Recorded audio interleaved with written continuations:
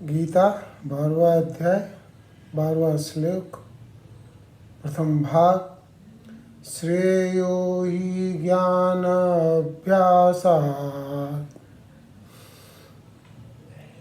तो कल हमने अभ्यास के बारे में बात किया था। आज हम ज्ञान के बारे में बात करते हैं। विकिपीडिया के हिसाब से निरपेक्ष सत्य की अनुभूति ही ज्ञान है। राम सुखदास जी कहते हैं कि यहाँ पर इस श्लोक में ज्ञान का अर्थ शास्त्र ज्ञान है और न कि तत्व ज्ञान। स्वामी चिन्मयानंद जी कहते हैं, हम जिसका अभ्यास कर रहे हैं और उसका प्रयोजन क्या है, इसका पूर्ण ज्ञान योग को सफल बनाता है। ये ज्ञान का पर्पज है।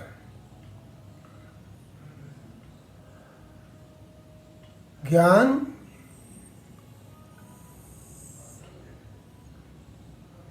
वैसे देखो तो दो तरह के ज्ञान हैं।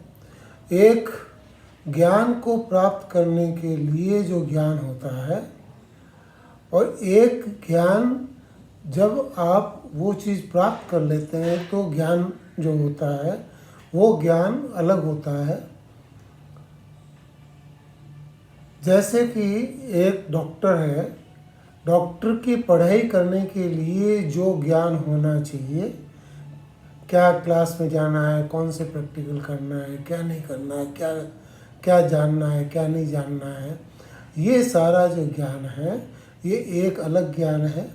और डॉक्टर बनने के बाद आप जो ज्ञान प्राप्त होता है वो एक अलग ज्ञान है।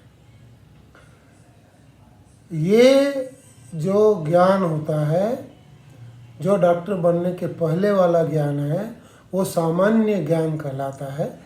और डॉक्टर बनने के बाद में जो आपको ज्ञान मिल गया वो विशेष ज्ञान कहलाता है।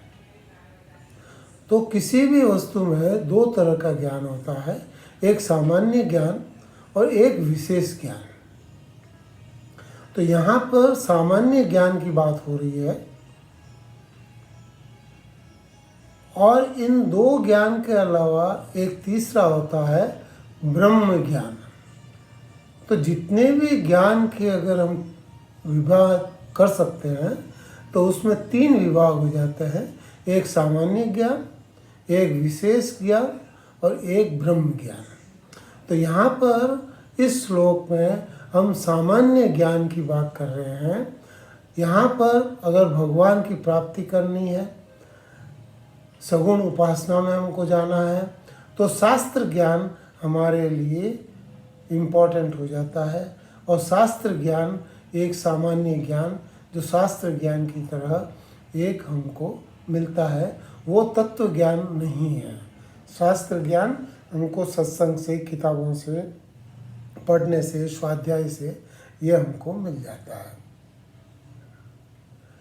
अब यहाँ पर श्लोक बोल रहा है कि अभ्यास से ज्ञान श्रेष्ठ है। तो एक मिनट के लिए सोच लो कि ये चार साधन हैं। साधन कौन से हैं हमारे पास? अभ्यास है, ज्ञान है, ध्यान है और कर्म फल त्याग है। ये चार साधन में एक आदमी है जिसके पास अभ्यास नहीं है लेकिन ज्ञान है, लेकिन ध्यान नहीं है और कर्म फल त्याग नहीं है। एक आदमी जिसके पास सिर्फ ज्ञान है और एक आदमी जिसके पास सिर्फ अभ्यास है लेकिन उसको ज्ञान भी नहीं है, उसको ध्यान भी नहीं है, उसको कर्म फल भी नहीं है। तो ऐसे में दोनों में से कौन सा आदमी श्रेष्ठ होगा? आपको पता है कि ऐसे में जिसने अभ्यास किया है, तो अभ्यास गलत हो सकता है, अभ्यास में प्रॉब्लम हो सकती है क्योंकि ये इंद्रियों से रिलेटेड है। लेकिन ज्ञान जो है वो ज्ञान अपने आप में निर्मूल है, अपने आप में सत्य है। इसलिए जो भी ज्ञान उसके लिए, इसलिए कहते हैं कि अभ्यास से ज्ञान श्रेष्ठ है। लेकिन ज्ञान के साथ अभ्यास करें तो वो उससे भी श्रेष्ठ है बात नहीं। इसलिए यहाँ पे बोला गया है कि अभ्यास से ज्ञान श्रेष्ठ है। अब हम देखें कि कोविड से हमको विजय प्राप्त करनी है, तो कोविड के अंदर ज्ञान किसको कहते हैं, कोविड में ज्ञान कौन सा है। मैं कोविड का एक्सपर्ट बन जाऊं, कोविड का डॉक्टर बन जाऊं, ये यहाँ पर नहीं बोला गया है।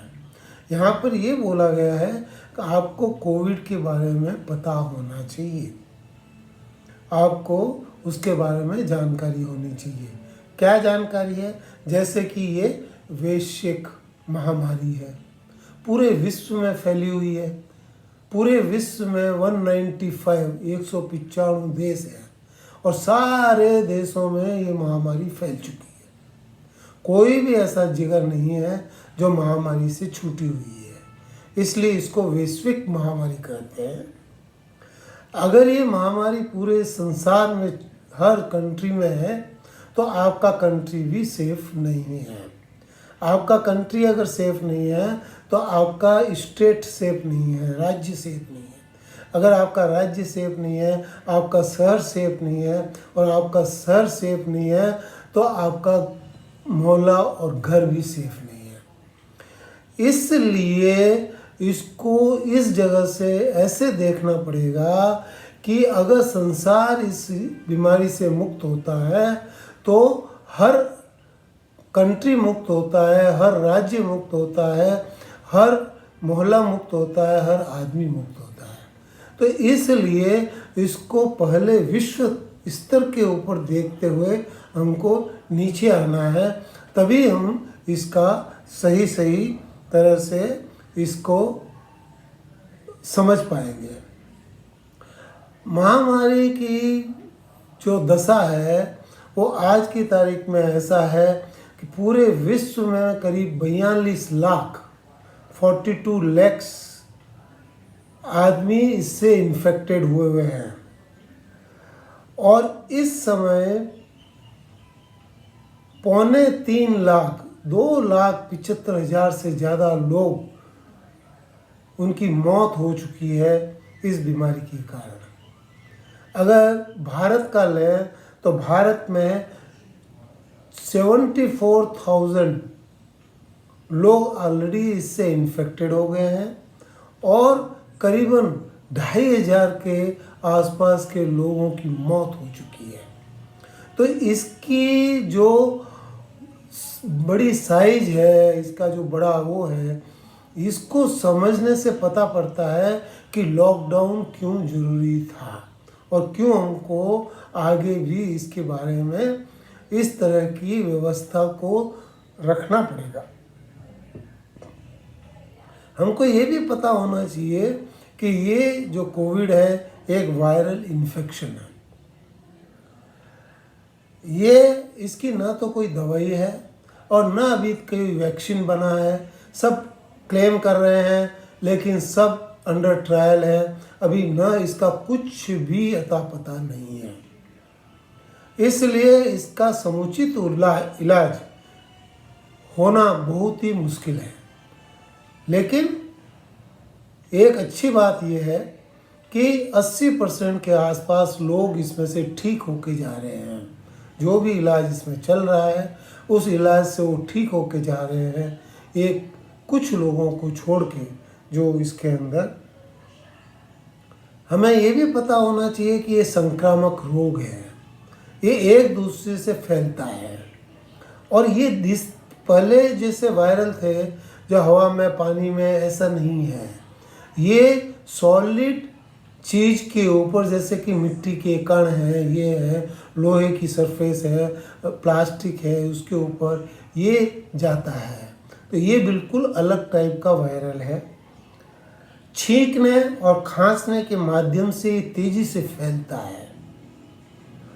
तो ये सारी जो चीज़ें हैं ये समय समय पे अखबारों पे, मीडिया पे, टीवी पे, इधर से उधर से आपको इन्फॉर्मेशन मिलती है। ये सारी इन्फॉर्मेशन जो भी आपको मिलती है, जो भी ज्ञान आपको मिलता है वो ज्ञान आपको इसलिए मिलता है कि आप इससे सावधान रहें। तो ये जो चीज़ है, इस ज्ञान को, इस सामान्य ज्ञान को यहाँ पे ज्ञान बोला गया है। जो आप अभ्यास की कल बताई थी बातें, उन चीज़ों को और इस ज्ञान को आप मिला देंगे तो आपका अभ्यास और भी अच्छा हो जाएगा। तो ये जो ज्ञान है, ये ज्ञान इसलिए इम्पोर्टेंट हो जाता है कि ये आपको आगे आने वाली चीज़ों से बहुत सतर्क कर देता है। आपकी कोई भी चीज़ गड़बड़ होती है तो आपको उसको पहले से पता पड़ जाता है और आप उसके ऊपर अपना कुछ एक्शन ले सकते हैं। इसलिए इसको ज्ञान बोला गया है। और अगले उसके अंदर हम ध्यान के ऊपर बात करेंगे कि ये अभ्यास और ज्ञान में ध्यान का क्या महत्व है, ध्यान किसको कहते हैं, कैसे ध्यान लगाया जाता है और कैसे इसको ये हम इसके अंदर हेल्पफुल है।